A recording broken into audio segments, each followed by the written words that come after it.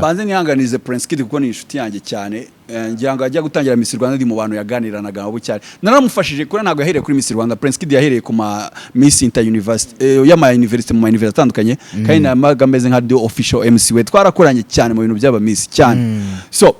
kuba kwa Miss Rwanda umva nayibonye itangira kugeza uyu munsi kugira ngo muzabone umuntu utegura Miss Rwanda ikaba successful nka Prince Kid bro mbiteza amaso nta muntu nteze iminsi ariko mbiteza amaso biragoye kubona umuntu ugubaka ikintu kigakomera kuri ura rwego muri iki gihugu kibamo abantu bafite mentalite zigoye kumva ikintu cya mbere nenga Prince Kid nawe nuko nta giceri cyo kibazo ntago mu biganiro byanjye nta muhanzi nigeze nataka nta nuwo nzigera nataka asa n'uwajya beef of Sudi batari ibanga nta muhanzi nigeze nyirana nawe beef ikibazo cy'amatsiko ukigenda abantu bati Urban Boys iraruhutse abandi bati Dream Boys ivuye kwibere ibyo bintu byahuriraga bite nyine nibyo nkubwira nibyo nibaza ari hari n'abavugaga ngo mfitanye ibibazo na Jay Polly ngo Sandra Miraji so ibyo ni amagambo y'abantu sibyo abantu iyo batazi ikintu bo babivuga uko bashaka sibyo Urban Boys nabo bashobora kuba batari babizi ni ngiye umuntu wazanye indirimbo ya Urban Boys muri Kigali ariko Urban Boys ntibabizi kuko ndabyibuka naje Kigali nje kuvuga kuri Salax Award nzanye indirimbo yitwa Sindindyarya urumva ngeze kuri ni Murenzi wari kuma interview tumaze ko interview ndamubwira mure hano mfite indirimbo nuyumva nzi kuri tuyikuntangira kuyikina arambwa imeze gute ndayimwumvisha Sindindyarya Urban Boys man yarayikinnye ahita sara ako kanya yise yishyira live ku kiganiro itangira so Urban Boys bayumvishe kugeza uyu munsi bashima Murenzi ko ari wabazanye Kigali ariko they don't know. Ni Jaras Official TV nizeza ko mumeze neza cyane mwese bamugenda mudukurikira mugiye muherereye uyu munsi ntago mvuge introduction y'ibintu byinshi cyane kabisa abantu turi kumwe muri kubabona ni Jaras mumenyereye ni Sudi niwe bushyashya cyase n'ubwa mbere ageze kuri no chaîne by'umwarika ariko n'abakunzi biwe nzi neza ko namwe rwose muneze no kumubona nga by'umwariko Jaras meze neza meze neza umeze uteze meze neza cyane umunsi nukumbaza nukubaza ariko tukabaza n'umuvandimwe Sudi nawe kaze mfitane mikoro twayatisha Jaras mu basore binjiye mu isa kabisa kandi thank you so much kuba mwantekeje kuri Jaras Official urumva nasize Jaras ari umunyamakuru none ngarutse ari umushora nimugora muvandimwe twaganiraga arambwiye ati mu kigo mu byambe byamugoye ni ukwinjira mu itangazamakuru aje akurikiyemo umuntu wenda sinca kuvuga izina rye yagira agasanga aramucitse aragiye urumva ngo ugasanga rero ibyo bintu rimwe ngo ugasanga icya kizero wifite kiragiye ari igene no aho sena ari kintu wafata ari Sudi ni wo muntu se ushaka kuvuga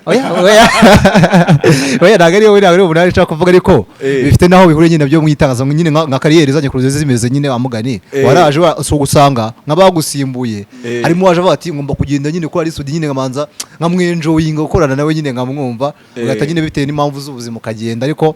ibyo bikunda kubaho cyane by'umwihariko anyway rero ikaze by'umwihariko kuri Jaras Official TV urakoze cyane Amos urakoze kandi ndabashimira cyane uburyo mwaguje kunzirikana yaba Jaras kuva namumenya ku munsi wa mbere kugeza uyu munsi turacyavugana nibaza ko harimo nk'imyaka hafi 10 so urumva rero ko ni myinshi ase by'umwihariko ko tugerageza kukuza ibyo bintu sibyo generation yanyu kuri radio mwaciyeho by'umwihariko nge niyo nakurikiraga cyane televiziyo simbizi mbara nayigeze ariko nyine nahurebye numvisha radio cyane itaraba yanagiye kera cyane byo abo ni ibyo bintu muri make ya Sudi afite umwe mu bantu batanye mbese nyine batumye imyidagaduro mu Rwanda ikundwa cyane kuva wenda za Butare kugera hano i Kigali byose nabasha kumenya kuko naragukundaga kandi ndacyagukunda that's why turi kuganira urumva asubundi ubona ira evolution mu itangazamakuru cyagiye by'imyidagaduro ukize kuri balance nk'ubu usa nk'ubibama ariko bimo ku ruhande wenda nk'undi muntu nk'umwinfluencer ngene ko nse nkubona ku ruhande sibyo ubona nyine difference ihagaze tubu ngubu difference na kuje no kwivuga uyu munsi difference nta yindi banzu narebe niri ni itandukaniro ritari kwereka aho itangazamakuru ryavuye aho showbiz yavuye naho igeze uyu munsi nimba naratangiye ibintu biri kuri zero ibintu umuntu ari marabihimba umuntu ari marabikreya ntago byari bihari nkuko bivuze nta ruganda twajyaga rw'imyidagaduro muri za 2007 ninjira mu itangazamakuru ntarwo biri mu bintu byanzanye guhimba urwo ruganda uyu munsi uruganda rukaba rurimo rurakora production rwakoze production twakoze abahanzi twakoze abanyamuziki twakoze aba fashion designers twakoze twahimbye byinshi abantu batanya kubona celebrities tuzatanya kubona abakonsomateri so uyu munsi rero dutangiye kubona umusaruro nyuma y'imyaka 15 urumva mazemo imyaka 15 muri ibi ngibi so kubona umusaruro kubona ngiye natangiye nshaka abantu babasinyisha ndimo ndakiriya abastari none nanjye bya bintu nanjye byatangiye kungira umuntu nanjye bashobora gusinyisha urumva rero ko birakwereka difference urumva utangiye ibintu kugira ngo abantu bagira agaciro bikarangira nawe ugize agaciro urumva rero ni ibintu bikomeye ni ikintu gishimishije harimo difference ikomeye cyane twahereye ku busa nta kintu gihari ntaki uyu munsi rwatubyaye baramusimishije nabo muri New Species n'abandi benshi bazagenda baza n'abandi basinyira mu yandi makampani urumva ko nicyo twari tuharaniye ubustari bwarabonetse ibyamamare byaraje uruganda ubu rurakora rushobora gutanga umusaruro rutunze n'abantu benshi cyane tutararenga aho hantu nubwo bwose turi kumwe mu kiganiro nanjye ndajya kubaza hari generation nyine ukuvuga ngo generation y'abasaza tuvuga gutyo ntago ari abasaza mu myaka ariko abantu ba mbere bavuga y'aba legend bubatse ibintu binini by'ino game ariko bafitemo challenge hari mugenzi wanjye witwa Philipita nawe ajya kuba nkaho muhererekanya yigeze kuvuga ukuntu ba nyiri bitangazamakuru batumvaga ibintu bijyanye n'imyidagaduro nzi ko Sudi uri mu bantu b'introduce ikintu kijyanye n'imyidagaduro ku maradiyo iyo challenge yari imeze iti kuko experience ntoya wadusangiza kuko ubu ngubu wenda usanga noneho n'ibitangazamakuru n'icya leta gukonsoma imyidagaduro bisigaye byumva ariko mbere byari bigoye nyine sharinga kuri iyo challenge ubwira urumva ninjira biranjyana mu mateka y'ukuntu naje mu itangazamakuru nza mu itangazamakuru hariho ikiganiro cya entertainment nkuko n'ibindi byabaga kuri za radio Rwanda nyine bizana abahanzi mbega wumvaga ari nk'ibihanzi bya ibiganiro bya interview nyine ngo umuhanzi face to face hariho Salus Relax ivuga amakuru y'ibyamamare byo hanze rero ngewe nza nibazaga ikibazo kuki mu Rwanda bitabaho none nkatekereza kuki mu Rwanda tutameze gutyo mu Rwanda tudafite Kanye West kuki mu Rwanda Salus Relax ivuga Rihanna none nge ndaza ndababwira mwaretse tugakora nawe mu Rwanda bavuga mu Rwanda nta makuru ahaba ndabwiye se ngiye nyabazanira mwayafata bahambye twayafata okay naho ntangira guhimba amakuru icyo nari ngamije niki ko ari ugushyiraho ibyamamare guhimba ibyamamare kugira ngo uruganda rushobore kubaho urumva nta ruganda rwari ruriho utangira uruganda utabizwe n'umurana rutangira ntago nakubwira ngo nari ngamije gukubaka uruganda ruzakomera ruzabe gutyo oya naho nkubeshye ariko ngiye ni bya bintu nikundiraga nashakaga bigere no ku banyarwanda biza kubyara ikintu kinini gikomeye so icyari kiriho rero urumva abantu ntibari bubyakira nujya kuri radio mu makuru y'ikinyarwanda ukumva bavuze ngo Rafiki uyu munsi yakoreye igitaramo abagabo abaminisitiri bavuga ze Rafiki ni mu ntoki acurangira abyiranira fasha ubundi ari bavuga ucuranga ucezereza yabwandera ingabo kuvuga ubuzima bwa KGB nkababwira KGB babaye gutya bafite uyu munsi KGB yagaragaye urumva n'ibintu bya paparazi actually buriya ninjye babitangiye mu Rwanda kuko narazaga kwa Rubangura nkafata amakuru y'abantu batabizi najyana kuri Salus bavuga ngo abapaparazi ba Salus Relax narenga aho ngaho hari mugenzi wanjye dukunda gukorana wenda n'ubyo gukurikira uramuzi nzi ko muziranye cyane witwa Jean Paul yaratubwiye nejo ubundi aravuga ati ibi bintu muzanye wenda byo gufata amajwi kugira utatari Sudi n'ibintu bya kera tirikoda yabaga yifite yaka rikoda ntangiye gutera imbere n'ibiganiro abantu batangiye kubyumva ubundi Karine uramuzi umugore wanjye uzamubaza niba gutera story najyaga kumutereta umufukanje abaga uze mu dupapuro twinshi nubwo nayo makuru ibibazo se makuru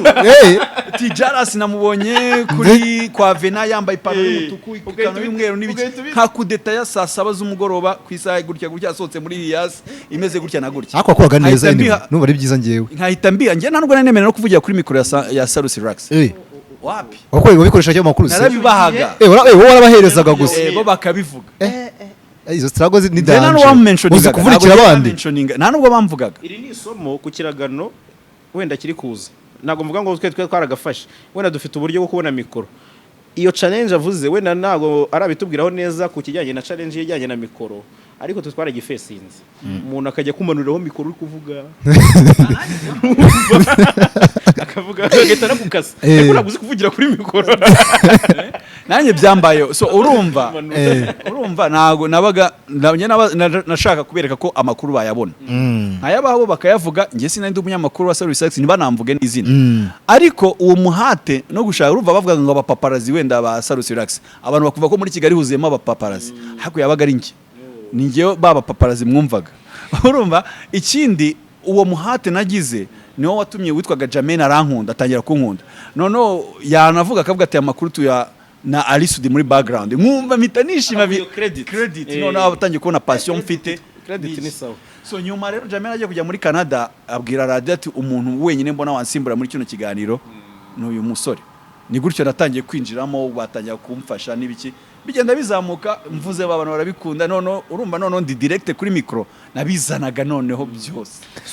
ku matsiko make kugira ngo kuri icyo kintu abatera nkunga baje kumva guti ibi bintu kuko ntekereza kuri mu bantu bentroduije ikiganiro cy'imyidagaduro kirimo n'umutera nkunga uhoraho nari ntaranabirangiza urumva ni naho hatangiye kuza abantu bigoranye cya kibazo bari baje kukibyari bigoranye abatabyumva abayobozi b'amaradiyo mbere no kujya kubatera nkunga babyumve na ba nyira amaradiyo ntibabyumvaga kuko ndi mu bantu nabivuzeho gake ariko ndabisubiyemo navuye kuri Salusi banyirukanye warirukanwe buriya abantu benshi ntibabizi twebwe twaba tuzi ko ari nka rukrituma wakoreye ahubwo kugira ngo uzamukuzane i Kigali nazije passion yanjye mbega bo ntabwo nkumvaga uburyo umuntu akora ibintu gutyo abagatekereza ngo abahanzi benda bampa amafaranga urumva kandi ndabizi no muri Kigali harimo abantu batekerezaga ngo njya giti kubera nyine uburyo ngiye nkora ibintu mbikunze ngashyiramo imbaraga umuntu ashobora gutekereza ko hari izindi mbaraga zinkoresha urumva njye nari ndi umuntu ushobora gufata amafaranga yanjye nkajya ku Gisenyi gushaka interview noneho umuyobozi wa radio nkanzanye nka interview atakeka ko atapfa no kubona ati wagezeyo ute hariya byarakunde bakwishyuye ariko ngewe nabaye driven na passion biteye ubwoba ibintu nkunda ndabikunda mbishyiramo imbaraga ndabikora kugeza ikintu nko ku Salusi icyo gihe nahavuye bagirukanye cyari gisekeje ni umuntu wakunze ibiganiro twakoraga atwoherereza ama t-shirt yanditseho Salusi relax ariko kubera nzira yuko umuntu yakunze ikiganiro akagereza n'ama t-shirt yayo so ibi ni amateka impamvu mba mbivuga ntago ari amatiku nta nubwo ari iki ni ukugira ngo abantu bige bamenye ibintu byavuye bamenye yuko nta kintu kibaho gutya gusa Alisudi ushobora kumukunda ariko ndiwe ntago abona agaciro ke ntabwo icyo gihe bakabonaga ngeze no kugikwinjira mu Isango Star utagira ngo ni ibintu byikoze gutya no ntago ari umuntu abatakuzi atazi n'agaciro kawe hari undi ukuza azi agaciro kawe so bisaba rero gukora gushyiramo imbaraga ngize amahirwe kujya mu Isango Star narakoze nshyiramo imbaraga mu mwaka umwe nibaza ko Kigali yose yumvaga Sunday night Isango na muzika ibyo byari byose binduka bese nka virusi mu bantu kabisa hahandi rero bituruka utagira ngo hari imbaraga mfite zidasanzwe hari amafaranga ya salaire nahembwaga idasanzwe nizo approaches z'izo company kugira ngo bigeho byose byari bisutse muri iyo passion nyine kumva nta company njye nigeze njya gushaka ndamutera nkunga nawe barizana nubwo abo baraza bakavuga ati barategekaga ibintu byacu bigomba guca muri Isango na muzika cyangwa muri Sunday night aho niho hano nashaka uburyo batera nkunga baje noneho bakaba ari bo beza bagukonvenka bakurikira content mbibwira n'abantu nta hantu byabaye ko babona umutera nkunga Bralirwa na Skol mu kiganiro kimwe kandi njye narabagiraga anyway ntago wigeze ubona MTN na Tigo message zose gazikiza mu kiganiro Isango na muzika smart yuvuga Tigo karakantu anyway kuko buri wese ntago ntago yabona agaciro ko kugufata 100% kandi nabwo aranagukeneye ashaka ko message yicamo icyo gihe akora iki kuko ufite agaciro ukora neza aca bugufi condition atera mu muhaye akazemera turebye inyuma yanyu aho ngaho iby'umwaka urakomeje kugira amatsiko cyane najya kubaza Jazz akabateyemo akabazo ni byiza ni ikiganiro nicyo bita ikiganiro Sudi aha ngaha hari ifoto ndi kubona guswe n'abakobwa babiri beza wishimye cyane kabisa new species so nawe beje kugira amatsiko by'umwaka kwenda amakuru make nari nyifiteho Jessica no yitwa Kelly n'aba fashion na commercial models bari professionnel wow uyu ni na brand ambassador wa Essentials Cosmetics anyway Sudi kabisa mbere ko njya kuzanga ngo dukore ikiganiro hari agafoto kahise kajya hanze uri kumwe na Emi n'ubundi mwifotoje muri ahantu batse Sudi yafunguye iduka ricuruza amatelefoni imbere hari icyo baje kuyibaza nyibaza ukabona urumva urebye ni nkabyo uri mu rugo aho hantu agafoto na Emi mwari muri telefone ahantu nyine nabonye wijya kure ni new species babyandika gutya new species cyakura hejuru ni company nasinye neza ni company nasinye nka brand ambassador wabo ni company icuruza ibikoresho bire electronics bire electronique ibikoresho bire electronique ni company rero nabakundiye kuko bafite ama version original y'ibintu bivi Burayi no muri Amerika kandi bishyashya kabisa nukuvuga cya kibazo twetwa nagari telefone gusa na electronics devices muri rusange bafite ama iPhone bafite ama Samsung n'ayandi wowe wakenera wabegera bafite ama speakers wabibonye nk'izi na ama speakers beza cyane iyi ni Mera Quest bafite n'amagame, ama headphones, amakava y'amafone, bafite ibintu biri electronic kandi nkubwiza ukuri turetse ibintu byo kwamamaza bro, mumbabare muzajyeyo namwe murebe ibi bintu biri serious, bimeze neza nk'ibyo nabonye muri Amerika. Nka iPhone 14 nayibonye ninjiye muri New Species nibwo nayifashe mu ntoki. Anyway, ubwo bise bituma nibaza ko wenda mbere gato wenda hari ibyo twaganira mbere gato ko tujya kuri mikoro cyangwa se no kuri kamera ugeze kutubwira ngo harimo uburyo bwiza ko ngo telefoni uburyo ngo ufite umuntu uri hanze wenda bati ngo ushaka guha telefoni urumva noneho ngo abati bizakugiraho guteza ni ukwerekana urukundo ubu ngubu byarakomeye, nibereka urukundo abavandimwe mubereka urukundo, bya bintu mwajyaga mwitwaza ngo ndi busy ngo naki ngo sinabona uko njya kuyigura ku iduka, kugurira telefone nayikugurira ariko kuyikoherereza tuzagiranze mu Rwanda muri make agasa nk'uwakaniye n'ubundi mu buryo buri direct akanakubwira ngo ari studio yagiye kuza shama ivarisi yari yuzuye mu kandi ngo zikarenza yancitse telefone yawe ndayifite ariko aba abanyarwanda rero bari imbere mu gihugu nabo bari hanze ntazajye umuntu ongera kukubeshya, ni ukujya kuri thenewspecies.com cyangwa se no kuri Instagram yabo bitwa New Species, cyangwa ushobora no guca kuri Instagram yanjye nanjye nakurangira mu buryo bworoshye ndi brand ambassador wabo. Icyo ukora naho bakorera ni hano mu mujyi kwa Makuza muri etage kwa Makuza hasi ku gice kireba ku iposta hepfo, urumva ugiyemo bahita bagufasha byose ibyi ngibi byose umuntu ajyaga kubwira telefone uhita uyifata ku kanya nk'iyo washakaga muri Amerika, speakers izi ngizi ama headphones nakunze no kuntu igiciro kidahinduka, no kuvuga ngo niba telefone umuntu wakubwiye ngo hano ni amadolari 300 biremewe kujyana 300 hano bagahita baguha terke nk'iyo phone igiciro kabisa bafite ibiciro ikibazo umuntu yatayibaza wenda sibyo wenda umuntu ashaka gutara iki kigano na wenda Kigali afite wenda brother wenda Canada ari USA yahari hose ari atavuga ati urwo rubuga iyo ndugiyeho dite amakuru sinyeneye kugira ngo mbe nabasha kohereza icyo kugurisha cyangwa kugurisha se sinzi bari kugurisha nawe nabyumva neza ngiye n'imisi kohereza ni amakuru yoroshye cyane kuba buri wese yabasha kubya accessinga upfa kubuzi gusoma no kwandika jyaho newspecies.com reka ndaza no kuyibashyiraho muri tuza kwishyiraho kuri muri description turakwishyiraho no muri description ni mu kiganiro mu mbawere muyibashyireho nanjye kuri Instagram yanjye ndayishyiraho kuri profile kuryo umuntu atakandaho bikamora kuryo wahita ukandaho ugahita uyijyaho iyo website ndetse nabo ugiye no kuri Instagram yabo New Species nabo haba hariho ama information n'ama nimero ya telefone nzajya nyabaha nzagumya nkorane nabo bazajya bagumya bajye ariko abantu mujye mwibuka no gusoma ama caption hari gihe nkora video umuntu akambaza ngo contact zabo nizi kandi ziri muri oye bibaho byo biri serious cyangwa watanga nimero y'umuntu waba utanga nimero y'wenda yindi y'iyo company runaka ubwo umuntu agacaki akoresha yewe bwite usanzwe ukoresha kugira ngo abantu bakuboneho ngo none se ngi nimero ngo ni babandi bo kandi bati yasomye iyo muntu mbare mujye musoma ama caption muri caption akenshi aba ari ibintu byinshi caption ni amagambo umuntu yashyizeho video cyangwa ifoto yandika aba arimo information wa mugani wa Kinyafurika niwo nakwisha umunyafurika muhisha igitabo anyway Sudi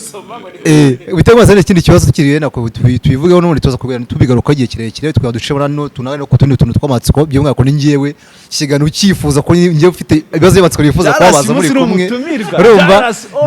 yitonde yitwa Fisi uruvuga bukabisa Sudi ikibazo mfite kindi naguru urumwe mu bantu bafite amazina manini by'umwere kwa mu Rwanda ndetse no hanze sibyo ntago ariko wenda ngemba oye twere tubibona by'umwere kandi na audience babibona kuko umusaro w'ibyo ukora agaragara yaba hanze utabasha kwa accessinga twe twa accessinga tuvuga ngo Sudi yaradufashije Sudi agira umutima mwiza Sudi yaturwanaho hari imishinga y'indirimbo ko kuve mu Rwanda usigara ikintu ukoze byeke no muri muzika sibyo nubwo atari buyemere ko hari abantu ajya afasha mu projet yibereye hari ibyo nanjye rero bifite tazikuga ko gusa mu kanya gato cyo macha kubanza kubaza kuki iyi new species yabaye company noho wemeye kujya kumugara ko bati none Kanyamare sinzi neza ko ari sinekeza ko yonyine kwa approach nzari n'izindi mu myaka igitambutse ushobora kuba zagureza akazi kuki ari wahise cyane cyafite mosheya reka ngusubize usibye izo nakoranaga nazo kuri radio ubundi ngende umuntu wanga gukora ikintu mbona ntazashobora kugera ku nshingano nkuko nabyiyemeje sibyo species twaraganiriye banyereka uburyo nshobora kubyachivinga kuko nabantu bafite ubumuntu barakumva inshingano zawe ufite muri Amerika barazumva n'ibiki barera n'umwanya uba ufite mukavugana muti okay ibi bizaba bimeze gutya tuzagufasha urumva hariko nzabafasha ariko nabo bazamfasha mu gusoza inshingano zanjye ibyo bintu barabinyemereye mu byo twemeranyije birimo so ibi umuntu rero ubona kuko ibyo kubwira kuko azanabikora naravuze reka mbemerere dukorane kandi ikindi kihariye ibintu bavuga ni nako bimeze nimba wumva bakubwira ngo iPhone 14 nuko tutari muri office yawo urayibona kandi ukahita ubona ko ari original. Nimba bakubwiye 13 nuko, nimba bakubwiye Samsung imeze gutya nuko, nimba bakubwiye izi computer izi headphone izi nagiye kwifotozanya zo photoshoot, ibi ntago ari edit. Oya biragaragara. Iyi Meta Quest cyase Meta Quest iyi ni na version ya kabiri igezweho byatari. Urumva hano mu Rwanda si twapfa kuzibona abantu barangoraga nyine ntabwo abantu ntabwo bazi ko mu Rwanda ihari. Genda kubwiza ukuri ngewe nayoherereje umuntu mu Rwanda twishyura amadolari 700 ya guca munsi mu butaka ya shipping, ariko yabimenya ko iri muri new species ntabwo yari kuba nanjye no kumvuna gutyo, kandi icyo gihe twayiguraga avuga ati ngo niyo yanyuma isigaye. Mbese nyine wumva yavuga muri gutanguranwa, turi gutanguranwa zino video games, aya ma speakers ameze gutya sinzimo mu akoresha ama bluetooth avuga neza byatari, izi headphones ama cover meza ari smart agize kiso. Ibi rero ni ibintu abantu benshi baba batazi iyo hatabayeho umuranga, kandi none umuntu ariko akabivuga ubona ko ibintu avuga ari ukuri, apana kuvuga ngo nuguje kwamamaza ngo gutwika ngo umpa amafaranga ngo nitwikire nicireho jara sinajya kugura telefone itimeneka cyangwa iteyanga kujya mu muriro. Je navuze ati wasanga Sudi yagiye gufunga iduka ry'amatelefone cyangwa akaba ari wenda yimbari no kwamaza akafitemo amashare yo akaba ari impamvu yemeye ko ibintu tubifashe ni mu rugo by'urugo ibintu bya papa ntago ari ibyawe ariko nawe ubifite uruhare nanjye ndumwe rero mu bafatanye ukorwa babo ni nkaho hari iwacu isaha ari Sudi yahabwa 8 mo hano. Okay. Awamenye. Umwana mwiza. Ubyitwayemo neza. Oya niko bigomba kugenda nubundi. Wenda natubetse to kubibazo tuyajya tugaruka urunza ngenda ncisha mu babaza no kuri ibi ngibi ko ndiko downloading ibindi bibazo ko muganira niko ngenda no yekeza ibindi bifaza kwabaza. Sudi, wenda by'umwari kometse ugana umwe mu banyamakuru mu Rwanda tujye dukora tukagana natwe nka generation yacu, sibyo? Usanga wenda ni nk'inama ku bandi banyamakuru bakiri batoya batabasha no kuba bakubona wenda koko ni ibintu byaritwe ntago ari ibintu nyine ni ibintu bitabonwa buri wese upfa kuba yahwa nyine n'abantu bakuru nk'iki umuhereza umwanya mwicare mugani nkuko turi kuganira gutya bavuga ngo itangazamakuru ry'ubu ngubu ry'imyidagaduro ndabivuga ko twabiganira n'abandi twaganiraga ryaganjwe mu n'iry'imikino by'umwara kwenda nyine ba sport katugureshe sport sibyo bitewe nuko ngo abanyamakuru iki iyi generation bagenda bakagurwa n'abahanzi bakabira amafaranga ugasanga ryareme ryo gutambutsa amakuru afite nyayo nibakibikora bitandukanye nuko mwe mwari meze kujye cyanyu umwe mwari mwasanga muri bakuru kuruta abahanzi bigatuma n'amahanzi bakwa access uri mbona nansubije icyo naga ari ikibazo n'opinion umaze kuma opinion ikibazo wacyumvishije none ibitekerezo byawe ndayago cyo nyisasire neza kandi bishobora kuza ka influence ibyanjye so urumva kuri njye uko mbibona si icyo cyo mbona nk'ikibazo ikibazo gihari ni uburyo abantu tuza ntangira ibi bya showbiz nude sport niyo yari iri hejuru bigira entertainment irayiganza sibyo none ubu byarasubiriye hari impamvu imwe ya mbere mbona namaze no kubserva nkigera hano ntago abantu bari driven na passion n'ubunyamwuga nuvuga ntago abantu batwawe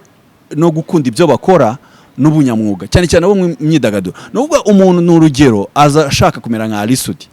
none wagahita wumva ashaka guhita ba Alisudi gubi cyamamare akaba ari cyo kintu ariyo target ntago nagiye mu itangazamakuru nzabi cyamamare cyangamije kubi cyamamare nagiye nyine bro numvaga mbikunze buryo butanyishyura n'amafaranga ngiye nari kubikora wanasaba na school fees nari kukwishyura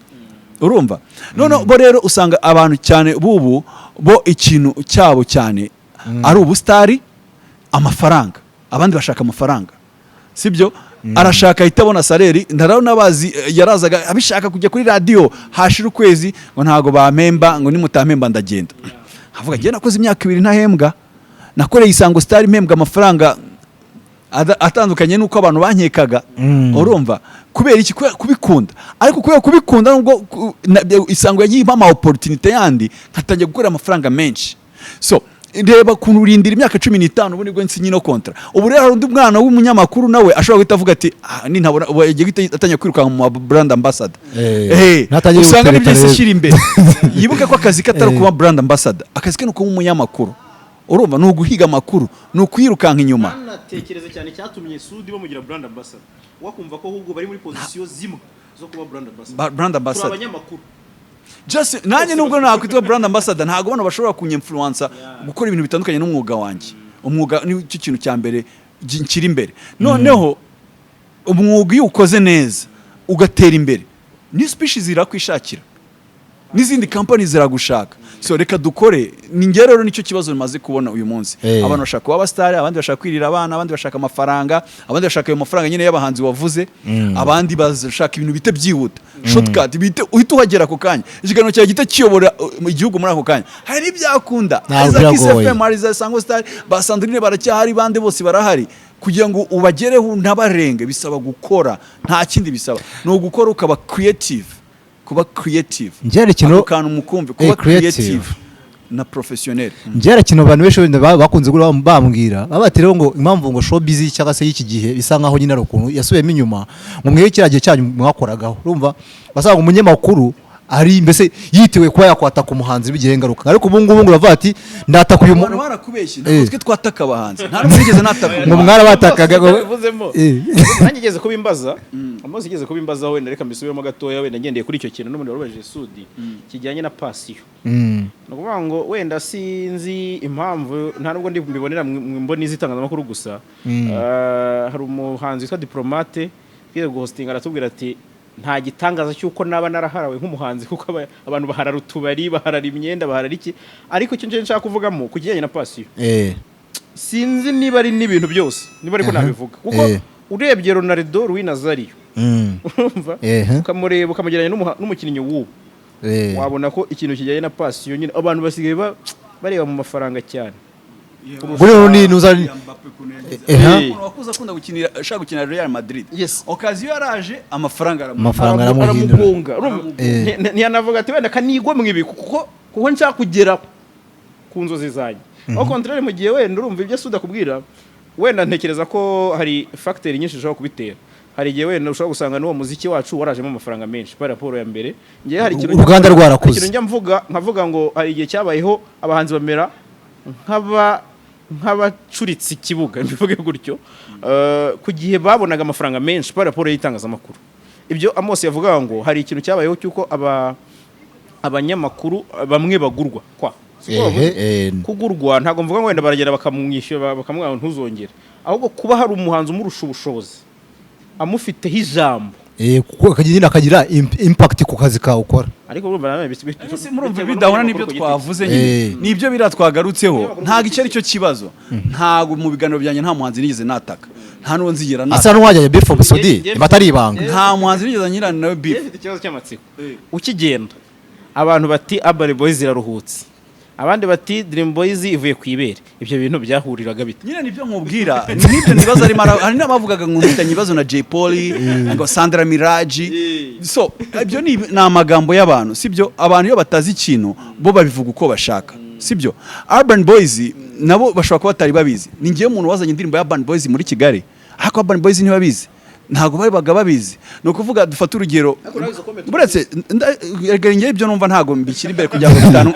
ibyo numva ntago mbikira imbere kugira ngo bitantwarira uko ntekereza no kumbona ibintu. Buryo ujye ubyirinda iby'abantu bavuga, ubyumve nyine ngiye mbyumvira no bigasohokera. Kuko ndabyibuka naje Kigali nje kuvuga kuri Salax Award, nzanye indirimbo yitwa Sindindi ryarya, urumva ngeze kuri ni Murenzi wari kuma interview, tumaze ko interview ndamubwira mure hano mfite indirimbo n'uyumva nzi kuri tuyikuntangira kuyikina. Arambwa imeze gute, ndayimwumvisha Sindindi ryarya Urban Boys, man yarayikinnye ahita sara, ako kanya yise yishyira live ku kiganiro itangira. So Urban Boys bayumvishe kugeza uyu munsi bashima Murenzi ko ari wabazanye Kigali, ariko they don't know uko Murenzi yabamenye. Urumva nibyo mashaka kubwira, nk'ibi ntago ngiye nkunda kubivuga, ntago mashaka kwivuga ibintu, ariko iyo udasobanukiye ufata umuntu uko atari uko atari. Urumva ntago nzajya ngo njye kuburana na Urban Boys yango nijya bazanye Kigali, ngese bazanye Kigali ndiki, ngese ndi volcano cyangwa ndi Imana yabaye Imana volcano ntago ndi Imana yabaye Imana. Urban Boys bageze Kigali kubera impano yabo, indirimbo yabo nari kuzenyereka Murenzi kubera impano zabo. Ni bahanzi nanakunze cyane, nkunda cyane b'inshuti zanjye, ariko abahafana cyangwa biki kuba rero nafasha Dream Boys ni nkuko nafashije Urban Boys. Dream Boys nubwo ntayifata nk'ufasha, nabonye impano ndazikunda, ndavuga ngomba kuba supportinga bakazamuka. Dream Boys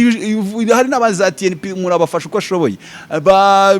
Charina Nina, buri wese umuntu mufasha uko ashoboye, baza TBB. Ariko hari umuntu niba ambonanye nasokanye na Platini byumvikane neza, mu ruganda tujyamo niho hanava n'inshuti, umugeni umuboneraho ukora. So nimba Platini tubaye inshuti magara duhuje mu mitekerereze bitandukanye nuko ngiye nkora akazi. numbona na TMC numbona na Safi ntuzategeze ko njye nigera kuri mikoro nabo baba babizi barabizi pe kuri mikoro Ali Sudi ni Ali Sudi ariko mu buzima busanzwe dushobora gucilinga dushobora gusohoka wowe rero nimbonana na Platini cyane ugatanga avuga ngo Ali Sudi afasha Dream Boys ntacyo bimbwiye pe igihe cyose nzagera kuri mikoro yanjye nkakora akazi nkuko nkwiye kugakora Sudi turarengaho kuri ako kantu ngiye nakabazo k'amatsiko wemera ko ubushuti bw'abahanzi n'abanyamakuru cyangwa se nabo bireba hari influence yindi bwateje mu buryo bwo gutakaza professionalism ntago ndi byemeze cyangwa bihakane urumva abareba nibo babibona wumva byaba hari icyo byateza ubwo bushuti je ntacyo byateza kuko igihe mfite inshuti z'abahanzi benshi kandi nziko nta kintu byigeze bihungabanya ku bunyamwuga bwanjye nge ndivugira ku giti cyanjye ndabafite hafi ya bose kuko nibo duhura nibo dusangira nibo dutemberana ni abanyamakuru bagenzi banjye ni abahanzi duhurira mu kazi ni abakinnyi ba filimi n'ubu mfite gahunda yo gusura Motions twamenyanye kubera na muhostinze urumva umuntu murahura hari umuhura mugahita mujyana na connection mugahita mubabajama hari n'undi muhura wenda ntakwiyumvemo wagakomeza gutya hari na mistake ngira ngewe n'umugore wanjye akunda kubimbwira nge ndi umuntu utekereza ko abantu bose ari inshuti zanjye kandi noneho bandisappointinga nkagira ngo inshuti yandisappointinze ubu nibwo ndimo ndabyiga umugore arabimbwira ariko Ali wowe witiranya abantu muziranye n'abantu b'inshuti zawe wundi umuntu uri cool byatari nayiriye kosa nshaka kwandigira ndi umuntu uri cool byatari kuryo nimba Jarasi nkubwiye Jarasi sava duhuye tukamenya tugacinga kabiri buriya ngiye mba nagufashe nk'umujama wanjye wowe rero kuko utamfata nk'umujama niho ugenda wenda ushobora kunkorera ibibi ukamvuga nabo ugakora ibyo ushaka none ngiye nkatekereza Jarasi biriya bikoreye iki ko nabonaga turi abajama n'urugi nk'inshuti kandi rero mana wowe ntiwigeze unyumvamo nk'inshuti anyway tugaruke kuri new species Sudi wenda sinzi mba ari ibanga amasezerano yanyu wundi nayigiye kingana gitundi mugiye kwa mwana akorana amasezerano nayigiye cyose tubona ko ibyo dukora birimo gutanga umusaruro mu magambo ushobora kuvuga ngo ni umwaka ariko nyuma y'amezi 6 bashobora kubona ko nta kiri kuvamo ni handi musoma muri kontra mukareba icyo uvuga cyangwa ngiye nahisemo gukorana nabo kubera uruhare mbona nanone bifitiye showbiz y'u Rwanda sibyo nuvuga nimba basigaye na Ali Sudi uyu munsi nimba uri umunyamakuru wibonamo ikibazo kuko bitabaye Ali Sudi byaba wowe bitabaye wowe byaba njyewe uyu munsi ninjye so rindira ejo ni wowe sibyo kandi ikindi bitanga awareness kandi ma company nimba New Species isinyishije Ali Sudi hari izindi company nazo irabona zacikanywe tunazibwiye zacikanywe kandi hari abandi banyamakuru b'abastari benshi hari abahanzi b'abastari hari aba fashion designer aba top models Jessica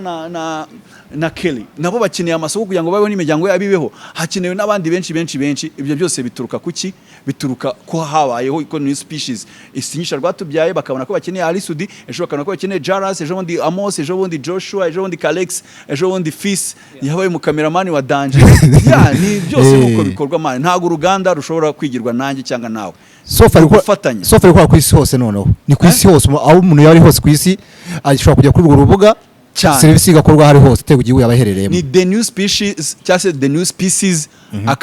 @com cyangwa se ujya kuri Instagram yabo no ku zindi social media ukandikamo New Species cyangwa se uze no kureba kuri profile ya Ali Sudi kuri Instagram ndaza gushyiraho website naho na hano no muri caption naho barayishyiraho byose akabazo kaba dusanga abasoza Sudi manyihanga nakabazo k'amatsiko kanje bwite mfite ariko nundi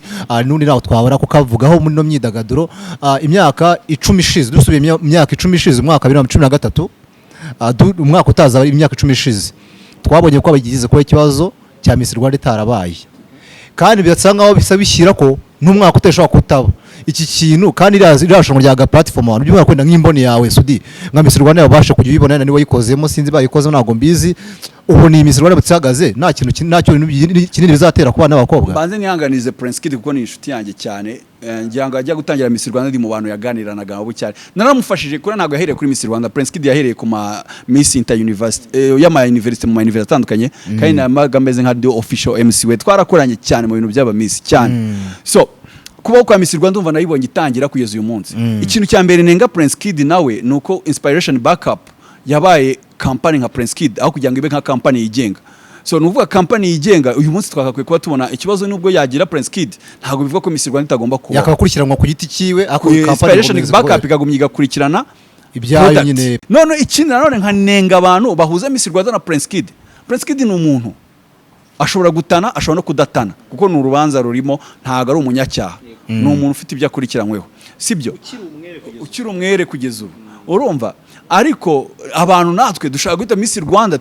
tuyita Prince Kid cyangwa Prince Kid tukamwita Miss Rwanda ni product na company zitandukanye niko kantu ko nyine naguye nenga Prince Kid yakakwiye ko afite ubuyobozi abafite aba CEO abafite aba managers ku buryo we nubwo yagira ikibazo company yagumye karaniga new species ibindi produit yari hafi uyu munsi Ali Sudi naba atakiri brand ambassador new species ntabwo bizava idakora marketing manager Hussein cyangwa CEO niba vaho ntabwo bizavuga ngo new species ifunga gucuruza amatelefone no iragumye nuvuga nicyo kintu cyonyine ngene nga Prince Kid naho ubundi kugira ngo muzabone umuntu utegura Miss Rwanda ikaba successful nka Prince Kid bro mbiteza amaso nta muntu nteze iminsi ariko mbiteza amaso biragoye kubona umuntu ugubaka ikintu kigakomera kuri ura rwego muri iki gihugu kibamo abantu bafite mentalite zigoye kumva Miss Rwanda ni irushanwa ryari rifite platform zikomeye cyane rikurikirwana n'abantu benshi amamiliyoni y'abantu urumva ku buryo kubona tumuhe respect y'akazi yakoze bitavuze nimba ari amakosa yakoze ko nabwo yayahanirwa urumva ariko yakoze ibintu pe no kuzabona umusimbura biragoye niyo mpamvu nawe munenga yuko atasizeho undi muntu akakwiye gukomereza aho yarageze so abifuza noneho ibindi bisobanuro by'umwera kuri the new species tukwiye tubigara tubivanga kugira ngo nyine n'abadukurikiye babyumve bizeye turimo turasaba n'ubu nyine uri gusoreza baje kuri social media zabo n'ubundi n'icyo byitwa kuri wabivuzeho the new species ko yitwara no kuri cya Miss Rwanda ngiye nyisanisha n'amarushanwa muri rusange Sudi yabaye muri organisation itegura Salax Award aba no mu zindi team zigiye zitandukanye yabaye mu MC munini mu ma event manini launching amalbum y'abahanzi Sudi nk'umunyamakuru munini ukurikirana imyidagaduro mu buzima bwawe bwa buri munsi muto muri taye munini mu munyamakuru ukurikirana imyidagaduro mu buzima bwa buri munsi turagukurikira ubona ibi bintu byo kuba wenda event imwe zihoraho zikavaho nkuko zigahungabana niki ubona umuturambye ari uwuhe umuturambye uragoye kuko akenshi hari ama event abagamije business hari n'abagamije gufasha nge navuga nko kuri Salax Award nibaza ko yacitse intege ngiye biranambabaza ko nyuma yaho yabaye nka edisi imwe ebyiri igeze icika intege ikintu cyayishe nagiye mbyumvamo ngo amashyari andi ma event yagiye yigirira akajya yigendaho n'ibiki kubuza abaterankunga kwitera inkunga n'aba artiste nabo kubera batwawe n'amafaranga bakibagirwa ko amafaranga atari ko gaciro muri rusange kandi urabizi ko Salax Award itari gamije guhemba amafaranga no guha agaciro umuziki no kuzirikana ibintu umuntu aba yakoze so abahanzi rero byo barabyibagirwa babona amafaranga nibyo ndi kubona ibigenda itamba tugori wambaye nuvuga Salax barayitaye kandi ariyo yubakaga yari imeze nka academy yazamuraga buri mwaka twabaga tubona abasitari ubona ko no kuri bio cyangwa se no kuri nuza yugiye kuri zawe n'abafite za Wikipedia ubona ko bakariho nyine no bayitaga Grammy Award y'u Rwanda of course bigaragara neza niyo yatangiye n'amateka nta muntu uzabihindura Salax Award niyo Grammy niyo rushanwa niryo bihembo binini byanabaye mu Rwanda byabayeho binini biranacyaharirega no bibi mu bitekerezo okay sawa byahereye mu bitekerezo bizahanze ubu byose nk'ibyasubiye mu bitekerezo nayo nandi makuru twayumvishije amatsiko ikipe iracyahari Kirezi Group ubu ngubu benshi basa nkaho bahugiye mu buzima bwabo busanzwe urabizi ko twe twazinye amasezerano tukayiha BTN sinzi bakoresheje Ahupa Digitals nibo twari twayihaye ariko nabo nibaza ko amasezerano batayakurije nkuko byagomba kumera so urumva ngiye nka Ali Sudi ni igitekerezo nagize ngiye Mike atarayinshyigikira ngiye ntago kizigera kimvamo igihe cyose nzajyana n'ubundi bushobozi ku giti cyanjye nzavugana n'Ikirezi Group badakomezanye nanjye nshaka izindi solutions abantu ahari abagabo ntihapfa abandi kadusoreza ahangaha mbere yo gusoza zimwe muri challenge zavuguzwe kuri Nawadi wenda zinajya ziza ku bindi bintu bifite abantu bihurira n'abantu harimo ikintu kijyanye n'akagambane ubwo uburyo ndi kubivugamo ndibuka nka Wadi wenda yabaye udahari umuhanzi umwe wavuze kuzonari impari ko binyorohera kuzisubiza kuzora uhari se ndi kuvuga the latest yiheruka hari icyabayemo umuhanzi ari ramantra avuga ati buyibone ati rwose ati bangambaniye ku munota wa nyuma ngiye ntabwo nshaka ko biba kuri Salax by'umwihariko ndashaka ko ukivuga mu ryo rusange nka Sudi ikintu cy'ubugambanyi muri industry ubugambanyi muri rusange bushobora kutaba wenda bunashingiye kuri event ariko ubugambanyi bushingiye ku kazi tuba mu isi nyine urumva iri expose ku buryo icyo umuntu akoze cyose kimenyekana bro Kandi reka turi nkubwire ku isi iri gukompeta. reka nkubwire mu buzima bwanjye nta muntu ndagambanira sibyo nta n'uwo nteganya no Ntukanabikora, kuzagambanira n'ibitekerezo biragatsindwa. sinshobora no kubitekereza Biragatsindwa. ntabwo njya mbitekereza nta muntu nzi wangambaniye agamije kunyica cyangwa kumera nabi so nzi ibyo nakita nk'amashyari wenda akarushaho guteranya mu kazi umuntu agashaka nk'indi new species ashaka kwicira izina kugira ngo yegukane narabigize numva nababwiye no kwirukanwa muri salusi urumva naje gusaba ko ari abantu banteranyaga mu buyobozi no mu Isango Star harimo abagerageza kubyitambika nyine kunyangisha abantu ariko ntago ibyo byose njya mbitekerezaho cyane kuko nzi umuti w'ibyo bintu byose ni ugukora cyane kandi ugagumya uri umunyamwuga ibyo bakuvugaho baguteranyaho uko byagera kose birangira bamaje kumenya ko uriya muntu warabeshyerwaga uriya muntu siko byari bimeze nibyo nkubwira nk'ikibazo kigeze gukomera ngo Jay Polly ngo dufitanye beef n'ibiki Ijya nakuvugaho icyo gihe yanamvuzeho baragiye abantu bamushyiramo ibintu barambeshyera n'ibintu ntanavuze we ajya kuri mikoro wenda abivugwa uko bamubwiye we interprete version yabo nyuma baramusobanura nanjye ndamusobanurira ansaba imbabazi yambwiye Ali sorry nari nibeshye mwebwe abanyamakuru baragenda barabibyimbya abafana barabibyimbya ariko ngiye ndajya ngo ko bitarenze iminsi 2-3 ngiye na Jay Polly nta kibazo kuko ngiye nta kibazo ngira nawe maje bira byagenze bite ko wabivuze gutyo ubona kabisa arambwira ati byari bimeze gutyo ndavuga wibeshye ntago ari byo ntabyo nigeze mvuga gutyo kuko sinigeze nanakuvuga n'izina rya nigeze yinzamo ahubwo ni post babonye kuri Sunday night ivuga gutyo y'ibintu dushobora kuzagarukaho mu kiganiro kandi icyo gihe wavugaga Sunday night watekerezaga Ali Sudi urumva kandi sinangi wakoreshaga na page yacu ya social media zose bazikoreshaga ariko weya no muri showbiz wavugaga showbiz y'u Rwanda kenshi izina Ali Sudi ryahitaga riza twese nazwi ko tugasanga ikibi ikiza byose barabinyitirira so ariko ukabona ko ni ingaruka zo mu kazi ngero mind yanjye ibyo bintu yabyakiriye kera nzi yuko mu kazi habamo ibyiza n'ibibi habamo abashobora kuguteranya igisubizo ni kimwe ni ugukora cyane ukaguma uri umunyakuri uri humble kandi uko byamera kose abantu bose baza kujyamenya ukuri nyuma bakagaruka bagati nubu ndababona barampamagara ati Ali uziko nakwangaga mani ngo ngwangize gutya na gutya nturabizi ko bwari umwuga ati kabisa yonye nyuma barahari baba star nabo babitekerezaga gutyo nko kuvuga ngo umuhanzi wa mwatatse ugatekereza ko twamwatatse ariko yaratarasobanukirwa uko uruganda rukora kuna kazi gakwiye kuba gakorwa cyangwa we agashaka akoninge nkuko mwabivuze ngo nkorera Dream Boys bakumva ko ngo Dream Boys ngo ari Sudara yikorera no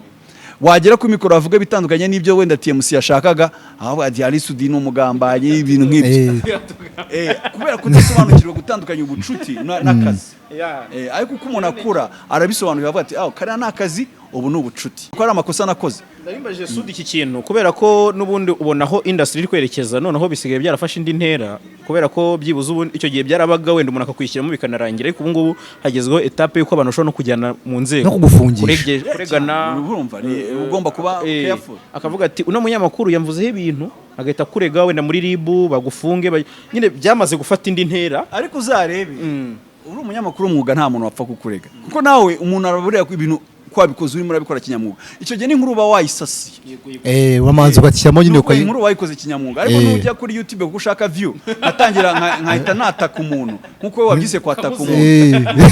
oya uhita umva ko urimo urataka umuntu kwataka byo bihuriye n'inkuru umuntu dufata urugero yujuje inzu ya miliyoni 500 z'amadolari sibyo natangira avuga uyu muntu ni indaya uyu muntu amafaranga yakuye mu bagabo eske ibyo bintu bihagazeho ubihagazeho ukazana na ufite facts zibigaragaza ibyo ntago ari ibintu uvugisha umunwa ni ibintu uvugisha fact kuko byafectega nuza privacy y'umuntu ngibyo ariko ufite fact nk'umunyamakuru uburasi ikintu kiza nubwo wagikuramo imitungo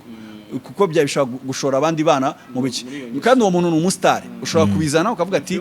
dore ngizi fact umuntu aya mafaranga yakuye mu buraya ngizi uko zimeze namuvugishije ukanamuvugisha ukanagaragaza indi tumunenge itumye ubivuga oya ntago umunyamakuru anenga umunyamakuru ari informe nacyo kintu kinakomeye mu itangazamakuru ryanyu ryanapfuye mu vunavuga mwabaye abasesenguzi mwabaye abanaliste mu abantu bakritika ntago muri abantu b'informe itangazamakuru ni information turabyemera ni reportage ukabaza impande byose bireba ukabivuga abaturage bo bakikuramo icyo bakeneye nushaka kuzana umwanaliste uzana expert muri ibyo bintu ariko ngiye amosi wijya kuri mikoro utangiye ngo urabona ngo Knowless yagombaga indirimbo kuyikora gutya wese uri producer wowe uzi ko indirimbo uzi ko byamugoye Knowless urabona bro ni nayo mpamvu ati umuhanzi yahubutse gusohora iyi ndirimbo nta makuru biba bifite amakuru murayakura kuri post abantu ba postinze kandi n'ubundi abaturage bazibonye post amakuru murimo murayakura mu bintu nyine n'ubundi bihari mu nkuru ya Joshua inkuru za Joshua ku Nyarwanda yajemo n'ubunebwe voilà harimo n'ubunebwe uvugisha ukuri ntago mu create amakuru yawe exclusive ahubwo Joshua yandika amakuru wowe wahimbye abantu ba posting ibyo wowe wavuze niko kuba influencer nkuko babivuze niko kuba umunyamakuru ukomeye ntago uvuga iby'abandi wowe uvuga ibyawe buriya biri no mu bintu byatumye ntakora YouTube ko navugaga ndakora YouTube amakuru ndayakora he gusa ndakora YouTube njye kuvuga iby'abandi bantu bavuze ntago ndaba ndi Ali Sudi kumena mu bundi nini najye ibibazo byanyu mukoresha n'amagambo ashotorana umuceri urumva umunyamakuru kaza ngo ngiye kumena umuceri nose urumva utaje gushotorana ukoresha amagambo ababazanya uje kuvuga inkuru kuri Ali Sudi uje kuvuga ati nje kumushyira hanze nje kumushyira hanze nanjye iki kintu nzakora ngo operasiyo oya mu byitwa ko mushaka ariko nanjye urumva ari ukuntu umuntu bisona nkaho uwo muntu agiye kwibasirwa kandi ntabwo ari ko umunyamakuru yakakwiye kumera umunsi we reka tumenye gutandukanya abanyamakuru n'abanaliste n'abantu bakritika tubitandukanye umunyamakuru atanga amakuru niyo mpamvu bamwise umunyamakuru ni umuntu uba ufite amakuru abandi badafite azayatanga ariko wiza gutanga ibihuha wiza gutanga iby'abandi ba already bazi so Alisudi mwanya twanyiyanga gusa byari byiza kuganira nawe twaba dugifite cyo kuganira gusa by'umwihariko ufite gahunda nyinshi cyane ibintu byinshi agenda oya nanjye birahari ntabwo byo kwaramaje kuri ndimbo ye na Juno Kizigenza na Yamana kuri bidukundiye ariko nizere ko ihari basi zizasohoka uko biri sana Chris Izimana nibifasha aha byiza cyane ino amakuru by'umwaka niki wavuga na kuri the new speech cyangwa se ikintu babwira ubutumwa bwihariye ku banyarwanda by'umwaka n'abanyamahanga bakurikira Just Official mwagenera itangazamakuru kuko rimaze kwaguka cyane se ntitwaribwiye koko ibintu byose mu kanya tuvuze ugira ubwihariye ubu itangazamakuru reka ndiriherewe nababwira ni nk'umwanzuro w'ibyo twavuze itangazamakuru mureke kuba banebwe kandi niba ushaka umunyamakuru ukomeye ugomba kuba uri original ibintu uvuga ari wowe wabyishakiye ari inkuru wivuga ibihuha wishaka umwanaliste wishaka ibiki bikunde ubikorere uzavamo umunyamakuru ukomeye ntago najye mu mihanda ya Kigali njye mu gisimenti cyangwa njyahe kuko ntashaka kumera nka Amos nanjye niyicarire mvuge kuri radio ariko ndareba nkavuga ibi nibyo bigira Ali Sudimba ntandukanye na Just Official ntandukanye na Isimbi ntandukanye na Yago n'abandi benshi batandukanye MI so nibyo ikindi nabwira kuri nabivuze ubutumwa bwihariye ku banyarwanda n'abanyamahanga by'umwihariko kugira ngo burusheho mbese gusobanukirwa neza bya the new species ubutumwa bwihariye wabahereza ukubiyemo nyine imbamutima za nyuma yo gusinyana na wenda ni kampani kwa mugiye korana ubu babanze bamenye ko Ali Sudi asigaye yitwa ambassadeur uriya muri Minafete nje gufata amabwiriza kwa ministry uzabye ko ari ambassadeur okay nda ambassadeur brand ambassador wa new species na bafata ibikoresho electronique byiza cyane original ntago ugikeneye kuba wabikura i Burayi cyangwa muri Amerika oya ushobora kwigurira i Kigali ukereka urukundo abavandimwe bawe utarenze kujya uhora ubabeshya ngo wabuze ubizana oya jya kuri thenewspecies.com cyangwa uzi no kuri Instagram yanjye urebe urabonaho ndabishyiraho ku buryo uhita ukanda ukajya kuri website cyangwa se ujye no kuri Instagram yabo ya New Species cyangwa se ujye kwa Makuza mu mujyi wa Kigali munsi ya muri downtown munsi ya Car Free Zone hari etage yo kwa Makuza ku gice kireba hepfo kireba ku iposta urebe New Species uzahita uhabona winjiremo muri raduka ndakurahiye bro bagufasha biri professionnel n'abantu b'abanyamwuga so n'abantu bihariye bafite ibikoresho biri original utapfa kubona n'ahandi muri iki gihugu Sudi tugushimire cyane by'umwihariko no ku bindi bisobanuro kuri the new species ushobora kuba wavuga ati Sudi hatabisobanuye neza ni umwe mu bagabo nzi bakurikirwa cyane ariko banasubiza kuri Instagram umwandikire bajya babatinga basta nawe bajya basubiza ngo uyamwandikira warasubiza babanyandikire kuvuga ko nsubiza ntago bivuga ko ndi umutagatifu ndagerageza uko nshoboye buriya ikosa ntazakora ikosa ngiye nirinda ikosa nirinda no gufungura message y'umuntu sinyisubize ariko message yawe ninayifungura suko mba mbyanze nuko ziba zambanye nyinshi kandi mfite nanjye ibindi ngoma gushakira umugati wa Junior umugati wa Kigali umugati wa Waris na kamemo n'umugore wa mbere ku isi mama Miss Universe naye ngomba kumufata neza tubashimire rero mwese mu kujya Just Official TV amakuru yacu nakagaruka Sudine twabanye bindi byose zimere nayo zo kwa Uncles Uncles nuko bimeze Nyamirambo muri Papa Kigali Sudi yamaze kubona capati ni sawa Chabari thank you so much